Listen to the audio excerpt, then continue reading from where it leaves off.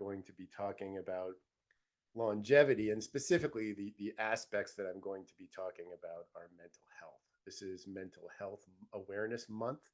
So I am going to be talking about lifestyle interventions that we can use in order to improve mental health and outcomes, and how that affects to how that translates into living a long and happy life. So Ashley already introduced me, so I'll skip this slide. So let's talk a little bit about challenges related to mental health. So mental health disorders are pretty much at record highs worldwide. About 1 in 5 adults are going to experience a diagnosable mental illness annually. And of these, the most common ones are anxiety disorders, and these impact about 40 million adults each year. And this is a huge economic burden. Depression alone costs the US over $325 billion annually. And I think this underscores the importance of prevention through lifestyle and not really just prescribing a drug. If you've ever heard me give any presentations around the country, I tend to really camp out and harp on the fact that our healthcare system is really about prescribing drugs. That's really what makes it go round. And I think that usually when this happens, the overwhelming majority of time you are just treating a symptom that could of a condition that could be cured or completely prevented through some type of lifestyle change. So I think it's important that we recognize that there are treatment strategies through lifestyle than other that are not related to just giving somebody a drug. So let's start by looking at college students, because college students show some of the highest rates of depression and anxiety ever recorded right now. So I think if you have somebody who's in college, or you know somebody who has somebody in college, I think these statistics are important to pay attention to. So you have about 38% are reporting moderate to severe depressive symptoms. 19% experience severe depression. 13% have considered suicide. Over a quarter report engaging in some type of self-harm. And again, these things are generally preventable through supportive environments, physical activity, access to good nutrition, and those are things that are often overlooked treating these individuals, especially in schools. So if we go younger, though, this actually starts younger than college.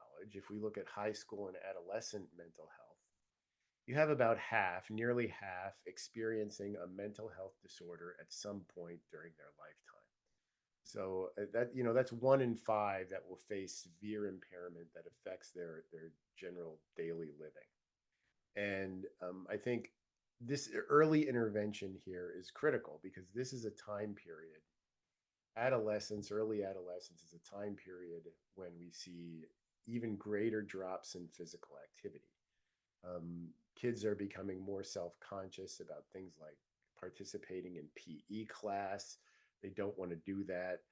There's a dramatic drop off when kids start transitioning from childhood, when they're okay with play, and transitioning into high school, where they don't want to mess up their hair and that kind of stuff. Now, this is even a greater problem now than it was when I was young, because kids are starting to be sedentary at a much earlier age. So the idea of going out and just having free play is something that has largely disappeared in today's society. So this is especially problematic, because the routines that kids build during their youth are really those habits and those routines are the ones that carry on into adulthood. So if they don't generate and don't build that mental and metabolic resilience early in life, they're going to have a very difficult time developing that later on as adults.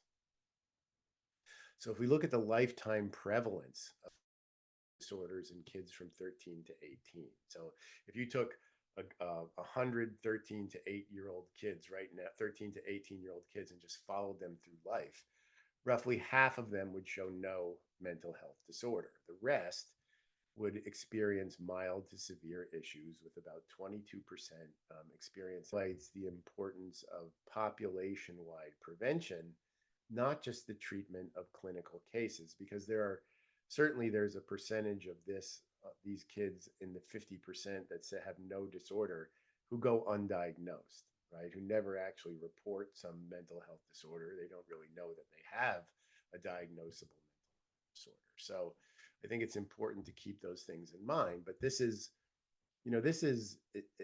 hugely frightening from my perspective, because we have we have a problem. We clearly have mental health problems, especially in girls, largely driven through social media, that cause dramatic problems with self-esteem, how they look at themselves through the lens of the world, how they think other people see them. And again, these things are the sort of thoughts that drive things like eating disorders, self-harm, self-loathing, that kind of stuff. And kids are our most vulnerable population, and we often simply just don't care about them as much as we really should from a society perspective. I think we do at the individual level. Parents certainly care about their kids, but from a society and policy perspective, they're often very neglected. So to follow up on that a little bit, let's talk a little bit about prescribing trends for antidepressants and anti-anxiety drugs. These things are continuing to climb pretty dramatically. Now, in this graph, we have what's called the dispensing index on the y-axis and the year on the x-axis. So if we look at this the way we read this, if you look at this blue line down here, this is for adults 12 and older.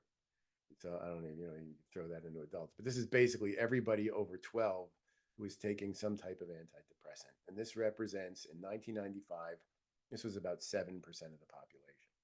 And you can see this peaked in 2020 around COVID times at about 13%. And now it's drifting back down to this 11% that we hit in 2010. So probably this is going to settle out at around 11%. So this really isn't the important part of this graph.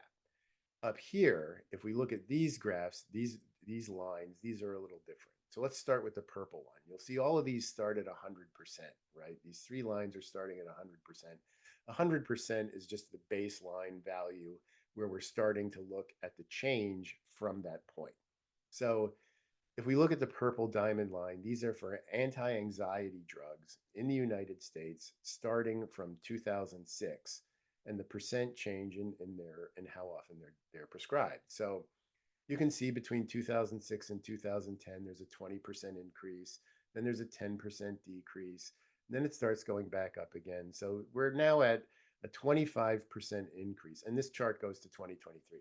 So between 2006 and 2023, we've had a 25% increase in anti-anxiety drugs, basically population-wide. If we go to the green line, these are antipsychotics. Starting at 100, those have gone up by 35% to 2020. These would be things like Abilify and Thorazine. These are pretty powerful drugs.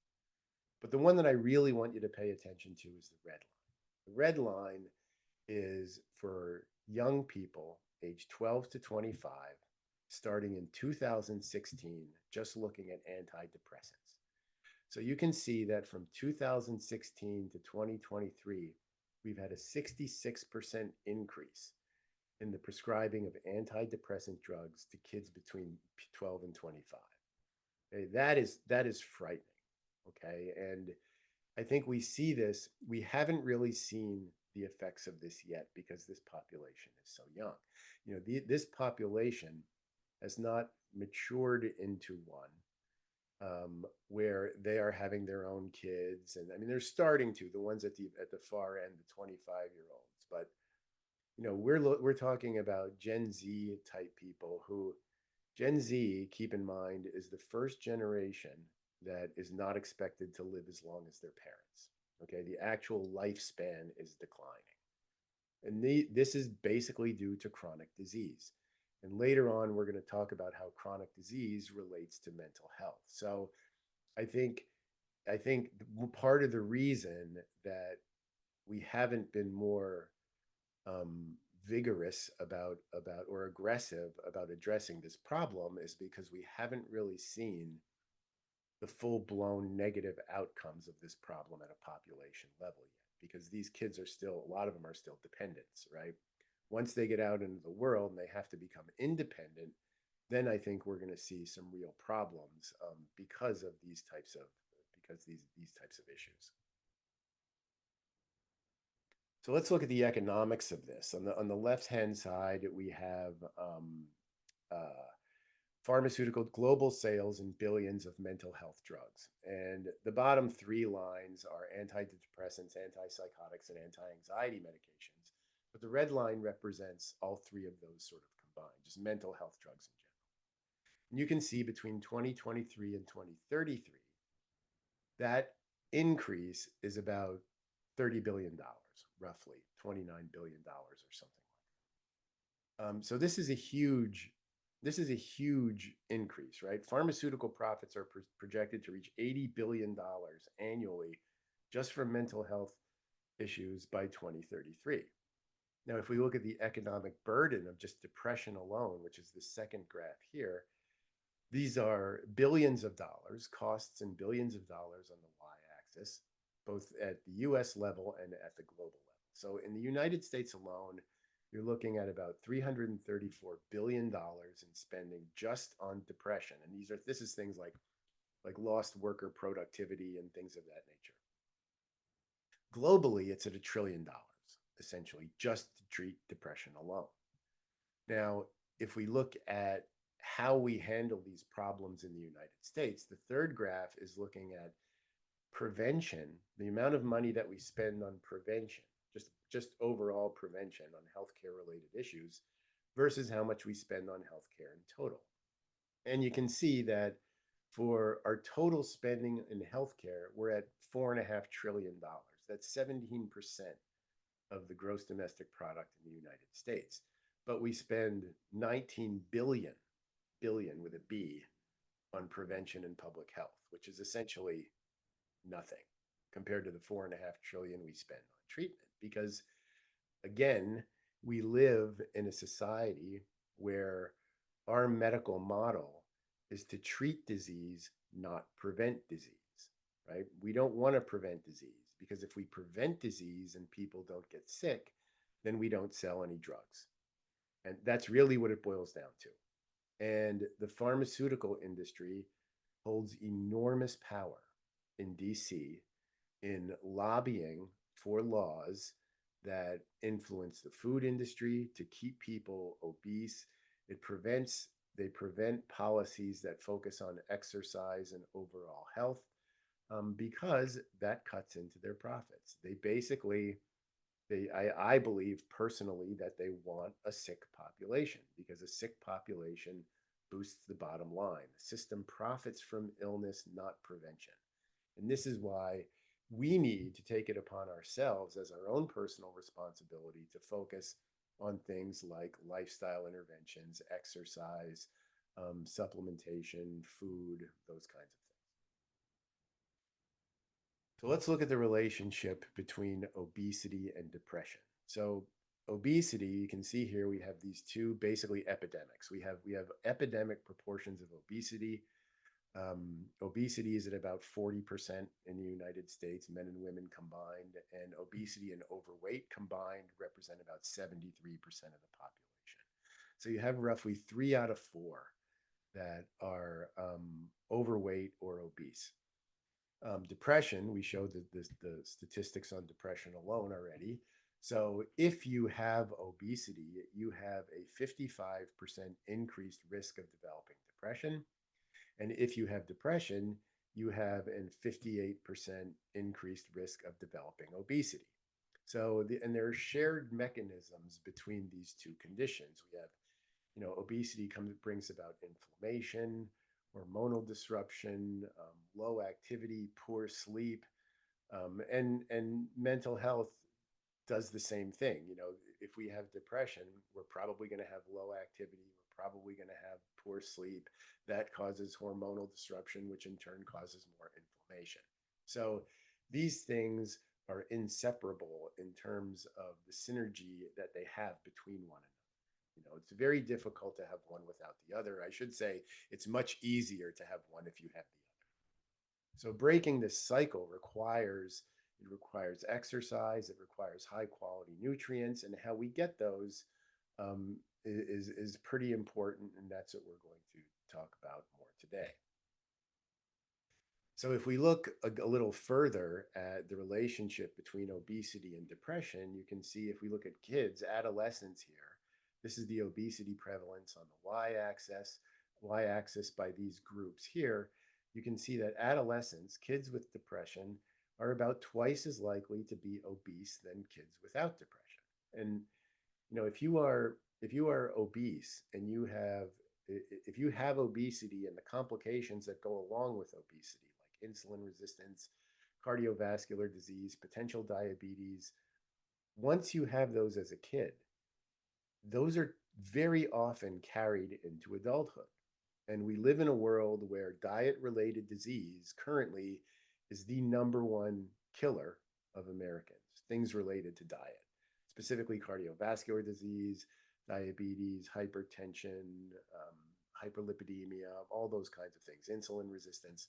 Those things are related to obesity, and carrying those into adulthood, which we see happens, right? We have 43% of adults with depression. That those things are very difficult to get rid of. And again, if you are a pharmaceutical industry, if I was the CEO of a pharmaceutical company and my job was to get our bottom line as healthy as possible, I would want to get people on as many drugs as possible, as young as I possibly could, and I would want to keep them alive as long as I possibly could.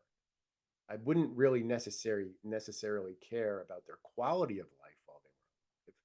I would just want them to be alive so that I could keep them on medication for as long as I can, and I would want to start them on that as early as possible.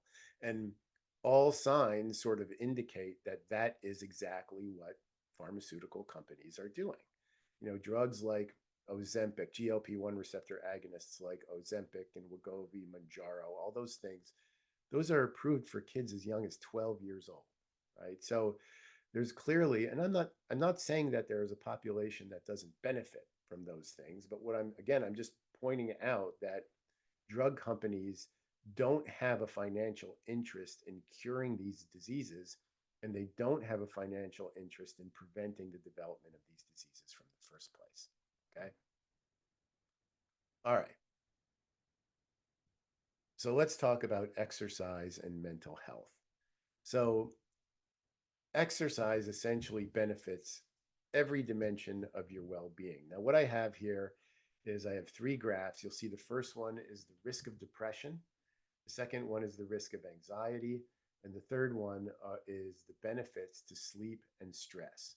And what we're looking at here on the y-axis for these first 2 axis is the degree of reduced risk that we get when we add physical activity. So on the x-axis, you're looking at minutes per week of moderate to vigorous physical activity. Now you'll see I put a red line in here on all these graphs, and what this red line falls at is 150 minutes of moderate to vigorous exercise per week. Now, and these are the national guidelines for physical activity to improve health. They're not the guidelines for weight loss, okay? The guidelines of activity for weight loss are about, you don't need weight loss to benefit from the effects of exercise. So this graph shows the reduction in risk that you get at 150 minutes of exercise per week. So here we can see that the reduction in depression by doing 150 minutes of exercise per week is going to be about 25%. And moderate exercise, the definition for moderate exercise, the practical definition is, let's say you and your buddy are walking down the street or walking on a treadmill or something. If you can have a conversation, that's considered moderate exercise. If you can't have a conversation because you're breathing too hard, you've crossed over into vigorous exercise, okay? So you can see that that will reduce depression risk by 25%. That will reduce anxiety risk by 20%. And as far as reduce stress, it'll improve your stress by 25%, and it'll improve your sleep by 22%. So you can see that there's an additive effect of these things. If I'm exercising more and my sleep is improved and I have a lower amount of stress, that's likely going to decrease my anxiety and also likely going to decrease my depression, independent of each other. So um, I think we underestimate this, and of course, again, going back to the pharmaceutical industry, if I was a drug company, would I want people to know this? Of course, I wouldn't. And this is part of the reason why in medical school doctors receive no education on exercise. The overwhelming majority of them receive no formal curriculum on exercise because our medical model does not address prevention. Our medical model addresses treatment. Okay. All right. And when it comes to this exercise, both resistance training and aerobic exercise is effective. Ideally, you would do both of these in order to get these benefits.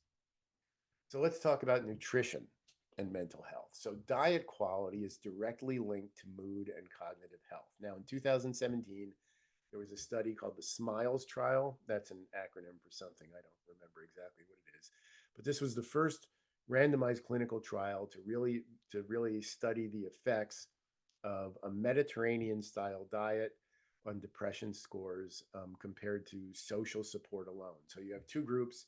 One is receiving just social support, how you doing, that kind of thing, talking with people to sort of help their depression. The others people are receiving that social support, plus they're eating a Mediterranean diet. People who are eating the Mediterranean diet score significantly higher on depression scores compared to the other group. And just so you know, the Mediterranean style diet is what we at NeoLife essentially endorse. I mean, we don't officially endorse anything, but um, if we were to officially endorse one, that's the type of eating that we would recommend.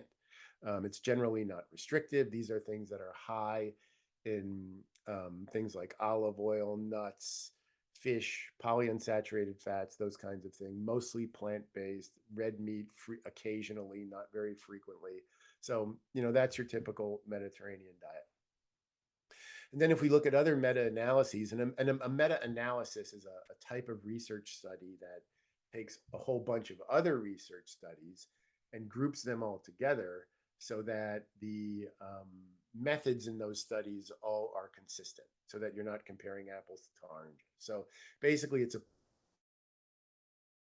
to sort of analyze all that research together to then come up with a recommendation. So these meta-analyses show that you have roughly a 30 to 35% lower depression risk with these healthy dietary patterns. And Western diets, the typical American diet, which is high in processed sugar, high fats, high saturated fats, high ultra processed foods, those things are generally associated to a higher depression risk. And those things are also associated to a higher degree of obesity. So we already know the relationship between obesity and depression. So it only makes sense that these things would sort of feed off one another. No pun intended. Okay. So let's talk mechanistically about why nutrition matters. We have four things that we're going to be talking about here. We'll be talking about inflammation, which is essentially chronic inflammation as a result of the diet. And we'll talk about oxidative stress or free radicals that can come from a lot of different places, environmental assaults and things of that nature. We'll talk about neuroplasticity, and this is the ability of the brain to grow new cells, the ability of neurons to adapt. There are nutrients that address this, things like omega-3s. There's a compound called brain-derived neurotropic factor, BDNF. And BDNF, you can think of BDNF as like the fertilizer for the brain. This is the thing that allows neural cells to stay healthy, allows brain tissue to stay healthy. And then finally, we'll talk about the microbiome, which is the gut. And there's definitely a connection between the gut and the brain. And this is an area of research that is relatively new, but there's a clear link between the gut and the brain. We call this the gut-brain axis. So we'll talk about these things individually. So this slide is highlighting two major biological pathways through which diet affects the mental health. And these are inflammation and oxidative stress. So inflammation from a poor diet is strongly linked to depression and anxiety. So these would be things like refined sugar, processed fats. These things drive inflammatory compounds called cytokines, things like interleukin 6, C-reactive protein. And these things disrupt serotonin and dopamine pathways in the brains. This is the brain that, these are the pathways that sort of affect the reward system in the brain. How good do you feel in the brain? And these inflammatory compounds screw around with those pathways, making you feel worse. And then it causes mood disruption and things like that. So we do have anti-inflammatory nutrients that help to address these things like omega-3s, carotenoids, polyphenols. These help calm the brain's sort of immune response. And then we have oxidative stress. So oxidative stress damages neurons in the brain. It can accelerate brain aging. It worsens mood disorders. And these occur when free radicals outpace the antioxidant defenses to scavenge those free radicals. So, if your diet is poor in antioxidants, and these would be things like fruits, vegetables, flavonoids, vitamin C and E, all of these compounds in food help to protect neurons and improve the resilience of the brain and helps to remove those free radicals. So together, proper nutrition can help sort of break this loop between inflammation and oxidative stress. So it's critically important that we focus on this. And again, remember, I know I keep going back to industry and the pharmaceutical industry, but if you've again seen any of my talks that I've been giving lately around the country, you know that I focus a lot about ultra processed foods because these ultra processed foods make up roughly 60 to 70% of our caloric intake every day. And these are the types of foods that lead to this type of inflammation. So the foods, it's not only the pharmaceutical industry that benefits from us being sick, but the food industry benefits by providing cheap, shelf stable food that you don't have to refrigerate, ultra processed food that gives us a lot of refined fats, sugars, things that essentially cause this inflammation, cause this oxidative stress, dramatically contribute to obesity, which then has to be addressed with pharmaceuticals. So there's a synergistic relationship between the food industry and the pharmaceutical industry that both of them dramatically benefit from providing foods that just so happen to cause chronic disease. So something to keep in mind. I don't want to get into that too much here because that's, again, a whole nother presentation in and of itself. So next, let's talk a little bit about neuroplasticity and the gut-brain axis. And that's what this slide shows, is how to impact the adaptability of the brain and the gut-brain connection. So neuroplasticity, when we think about this, depression and anxiety reduce neuroplasticity. And think plastic. Plastic is something that you can stretch and bend and make it go the way you want. We say neuroplasticity, it means that's basically the brain's ability to sort of adapt. The brain's ability to rewire given different conditions and things that are imposed upon. And neuroplasticity is something we want. We want the brain to be able to adapt highly to different stimuli and different signals, and depression and anxiety reduce this. There's, again, I mentioned this earlier, BDNF, brain-derived neurotrophic factor. This supports the growth and repair of neurons, and low BDNF leads to impaired learning, impaired memory. These are the things that we see in people who have depression and anxiety and other mental health problems. Is a low amount of this brain-derived neurotrophic factor. So nutrients like omega-3s, polyphenols, B vitamins, all of these things upregulate BDNF and enhance the resilience of the brain. So exercise and good nutrition, these things work synergistically to boost this neuroplasticity. And then supplementation, which we'll talk about in a little bit, plays into that as well. Now, with respect to the gut microbiome, the gut and the brain are constantly communicating through what's called, as I said, the gut-brain axis.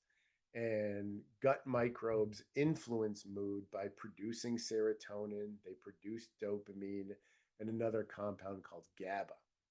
And if you have a bad diet, that causes a condition called dysbiosis, which is a disruption in the gut, inflammation, disrupted neurotransmission, and it essentially messes up the gut brain axis and causes decreases in dopamine and serotonin production. So products like Acidophilus Plus and prebiotic fibers like Fiberful can help to restore the gut microbiome and get rid of this inflammation and restore the communicative path between the gut and brain. So this helps, it helps with mood stability, cognition, reduced anxiety, and that kind of stuff. So, the food that we eat, it doesn't just fuel the body. It really influences and shapes the chemistry of both the brain and the gut. So it's critically, diet plays a far more important role in our mental health than most people give it credit for. So let's talk about some NeoLife products that target these biological roots of mood and cognitive health. So omega-3, for example, omega-3 plus reduces inflammatory index by up to 68% in only 8 weeks. Treonin supports membrane fluidity and nutrient up. This helps with, and it has antioxidant properties. Carotenoid complex has been shown to boost immune capacity by 37%, and it increases antioxidant levels in the blood in as little as 20 days. Flavonoid complex and cruciferous plus, these are broad spectrum phytonutrients that help to maintain inflammatory balance. And these things work at the cellular level to support both mental and metabolic health. With respect to the brain and the gut, again, omega-3 plus plays a foundational role in cognitive clarity and brain development.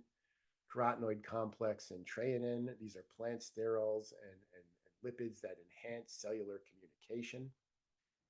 Acidophilus plus, as we said, supports a healthy gut-brain axis. And then again, Fiberful provides the beneficial bacteria that feed the gut and allow for a healthy microbiome. So there you have that. Now, this is just sort of a summary table of these things so these things are organized by function. We have essential fatty acids in the treonin and the omega plus. These things, again, help with membrane health, inflammation, and overall brain health. Antioxidants are a carotenoid complex, cruciferous plus, and the flavonoid complex. We have Acidophilus plus and Fiberful for microbiome support. And then broad brain nutrition, is Pro Vitality, because I could put Pro Vitality up here because, 3 of these products, treonin, carotenoid complex, and omega-3 plus, are already included in Pro Vitality. The other thing in Pro Vitality is an essential vitamin mineral complex, which will certainly help. So it's just easier to purchase Pro Vitality than it is to buy these other 3 things. So that's really a more convenient way to sort of get as much bang for the buck as you possibly can. Okay, so in conclusion, mental health it's a global crisis, and it's definitely escalating. Anxiety, depression, stress, these things are at all-time highs. It's a huge economic burden. As we said, 300 billion in the US, $1 trillion globally. But lifestyle is a powerful prevention for things like depression and anxiety. It lowers this risk by 20 to 30. Exercise reduces this by 20 to 30%. Nutrition quality reduces depression risk by 30 to 35%. Exercise and nutrition together will help lower the risk of obesity, which will further the lower risk of depression. So um, these lifestyle interventions are the most powerful evidence-based form of prevention that we have, even more powerful than pharmaceutical intervention. So NeoLife provides this comprehensive science-backed support with omega-3 for healthy cognition and balanced inflammation. Carotenoid and flavonoid complex provide antioxidant protection, treonin for membrane health and nutrient utilization, and then finally acidophilus plus and fiberful for gut-brain axis support and overall digestive wellness. So um, that's all I have, but I just want to again focus, make sure to drive home the point that you have far more control over this than you think you do. And you don't really have to do anything major. Small changes in nutrition and exercise will give you an enormous amount of bang for the buck when it comes to improving your mental health.